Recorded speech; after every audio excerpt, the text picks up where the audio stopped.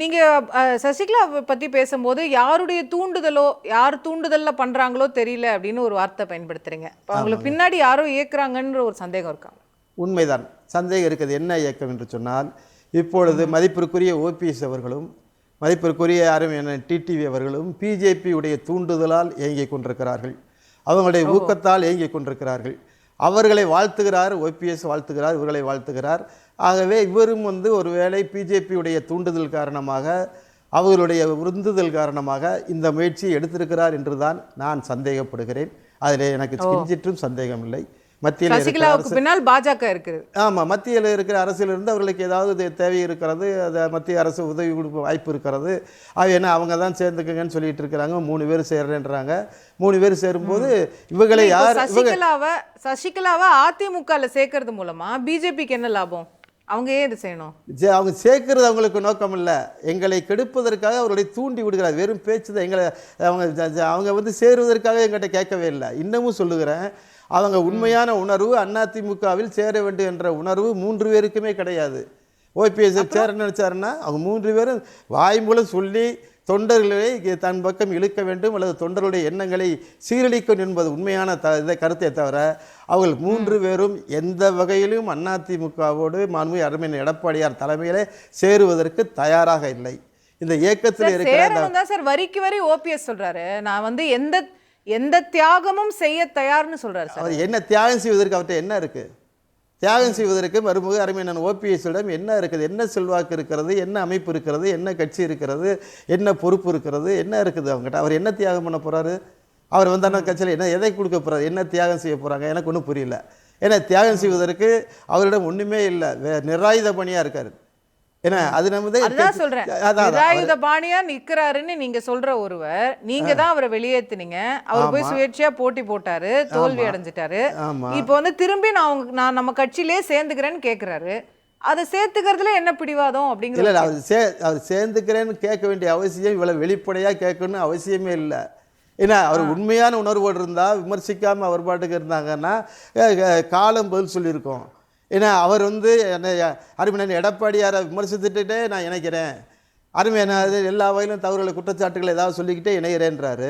அது நடக்கிற விஷயமா? அதுக்கு அவர் அவரை பொறுத்த வரைக்கும் அருமையன் பொதுச்செயலாளர் சொன்னபடி அவருக்கு சேர்ப்பதற்கான வாய்ப்பு இந்த கட்சியில் இல்லை. அது இன்னொன்று மிகப்பெரிய விஷயம், அவங்க பிஜேபியோட நெருக்கமாயிட்டாங்க, பிஜேபியோடு ஒன்றரை கலந்துட்டாங்க. இனிமேல் எப்படி அதிமுகவுக்கு வரேங்கிறாருல்ல, அப்ப வந்தா அவர் உங்க கட்சி உங்க கண்ட்ரோல்ல தானே இருக்க போறாரு. இல்ல, அவர் அதிமுக இணைகிறேன்றாரு. ஏன்னா இணையும் போது பிஜேபி இருக்காரு, நாங்க எப்படி ஏத்துக்க முடியும்? எங்களுடைய நோக்கமே கட்சியில சேரணும். இப்ப கட்சியில உறுப்பினரா சேரணும்னா அதுக்கு அலௌடா? சாதாரண உறுப்பினரா சேர்ந்துக்கிறேங்கன்னா அது ஏத்துப்பீங்க? இது சாதாரணமா கேட்க கூடாது. சாதாரண ஆள் சேர்றதுன்னு பரவாயில்ல. இவரை பொறுத்த வரைக்கும் கட்சியில் பொதுக்குழு நீக்கி இருக்கிறோம். பொதுக்குழு நீக்கி இருக்கும்போது இவர் சும்மா நான் உறுப்பினர் சேர்த்துனா பொதுக்குழுவில் அவர் எங்கள் பொதுச் செயலாளர் இந்த தீர்மானத்தை வைக்க வேண்டிய அவசியம் இப்போது இல்லை. பொதுக்குழுவில் இவரை சேர்த்துக்கணுன்றது இவர் அப்ளிகேஷன் கேட்டால் அவர் யாசகம் பெறவில்லைன்றாரு. நீங்கள் சொல்கிறீங்க அவர் சேர்த்துக்கணும்னு சொல்லுங்க, அவர் சொல்கிற நான் யாசகம் கேட்கலைன்றாரு. நாங்கள் அவர் யாசகம் கேட்க சொல்லவில்லை, கட்சியை இணைய சொல்லவில்லை, கட்சி உறுப்பினர் சொல்லலை. அவரை பொறுப்பாளராக அவர் சேர்ந்துக்கிறேன்லாம் ஒன்றும் சொல்லலை. உங்களை பொறுத்த வரைக்கும் இது ஒரு வித்தியாசமான வார்த்தை. அரசியல்வாதிகள் பயன்படுத்துகிற தவறான ஒரு நடைமுறையை அவர் தொடர்ந்து எங்களை இந்த கட்சியில் ஏதாவது களங்கம் விளைவிக்க முடியாமா என்ற நோக்கத்தோடு பேசுகிறார். அவற்றிருந்த எல்லாரும் போயிட்டாங்க. ஜெய்சிடி பிரபாரம் போயிட்டாரு, புகழேந்தி போயிட்டாரு, வரிசையாக போயிட்டாங்க. அண்ணன் வைத்திலிங்கம் போகிறதுக்கு ரெடியாக இருக்காரு. இன்னும் எல்லாம் போயிட்டாங்க. இனி அவர் எதை வச்சு போகிறாரு? இல்லை, அது எங்கேயும் போகிறாங்க. எங்களுக்கு எங்கிட்ட வரன்ற அவசியத்தை நாங்கள் யாருமே கேட்கல. எல்லாரும் அவரை விட்டு போயிட்டாங்க. இனி அவர் என்ன அவர் அமைப்பு வச்சிருக்காரா இல்லை இயக்க வச்சிருக்காரா? எதுக்கு அவர் அமைதியாக? நான் ஏற்கனவே முதல்லையே ஒரு முறை நான் அவருக்கு சொன்னேன், பிஜேபியோடு அவர் அண்டர்ஸ்டாண்டிங் வரும்போதே நல்ல ஒரு இதில் ஒரு ஆளுநர் பதவியை வாங்கிட்டு போயிட்டு நிம்மதியாக இருக்கலாம். அவர் தேவையில்லாமல் அதிமுகவை அவரை வளர்த்த அதிமுகவை கெடுக்க முயற்சிக்கிறார் என்று தான் சொன்னேன். அது மாதிரி அவரை பொறுத்த வரைக்கும் இந்த அரசியலை விட்டு ஒதுங்குவது மிகச் சிறப்பான காரியம். ஏன்னா அதுதான் மிக முயற்சி. புரட்சித் தலைவர் எம்ஜிஆருக்கும் புரட்சித் தலைவர் அம்மாவுக்கும் காட்டுகிற நன்றி. இந்த இயக்கம் சிறப்பாக வளர்வதை பார்த்து வாழ்த்த வேண்டிய பொறுப்பில் அவர்களெல்லாம் இருக்கிறார்கள். சரி, நிறைவா கேட்கணும்னு நினைக்கிறது, அடுத்த தேர்தலுக்கு புது வரவா விஜய் அரசியலுக்கு வர போறாரு, தேர்தலில் நிக்க போறாருன்னு சொல்லப்படுது. அவரை ஒரு சவாலா பாக்குறீங்களா இல்ல ஒரு நண்பரா பாக்குறீங்களா?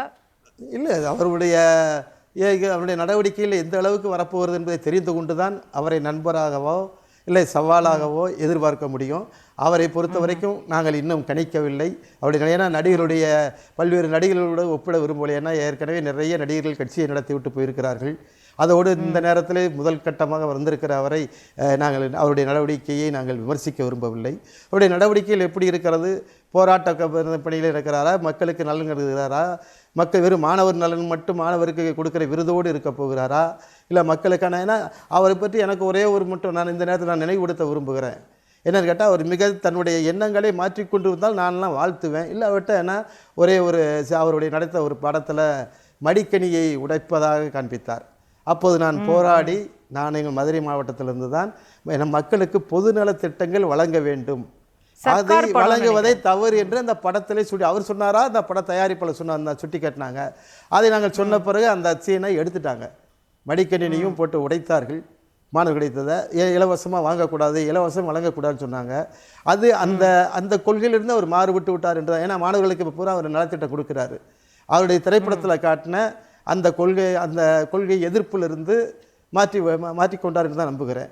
அந்த வகையில் அவர் மிகச்சிறப்பாக செய்யும்போது நீங்கள் சொன்னபடி நண்பராகவும் வரலாம், சவாலாகவும் வரலாம். எது வந்தாலும் அனைத்து இந்திய அதிமுக முன்னணியில் நிற்கும். அவரை போட்டியாகவும் கருதவில்லை, நாங்கள் நண்பராக தேர்தலில் விடுவார்னு கருதல. அதிமுக எங்களுக்கு அதிமுக தான். அதிமுக தலைமையிலான எத்தனை கூட்டணி வந்தாலும் சரி, மாண்புமிகு மதிப்பிற்குரிய அருமை சகோதர போராட்ட களத்தில் இருக்கிற போற்றுதலுக்குரிய அருமை சகோதரர் சீமான் அவர்கள் வந்தால் கூட அதிமுக அதற்கான வழிவேலை ஆராய்ந்து, நான் சொன்னேன்ல காங்கிரஸ் விடுதலை சிறுத்தை எல்லாம் போகும்போது எங்களோடு பல்வேறு போராட்டங்களில் இப்போது எங்களை கருத்தொற்றுமை இருக்கக்கூடிய அவர் இருந்தாலும் கூட எல்லாத்தையும் ஏற்றுக்கொள்வோம். அது எங்களுடைய தலைமை.